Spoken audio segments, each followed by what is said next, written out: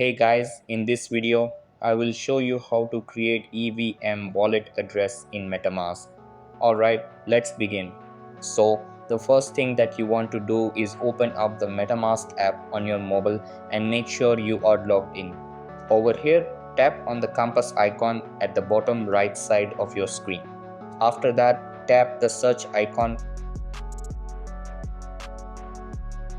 and type in code.org.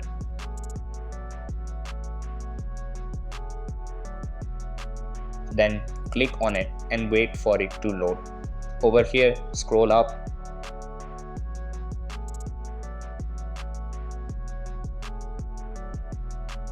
and tap on the Add Core Network feature.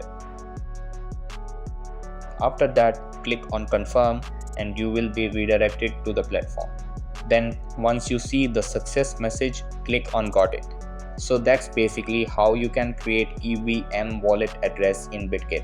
And that's it for this video. If you found this helpful, consider subscribing and giving this a big thumbs up. Thanks.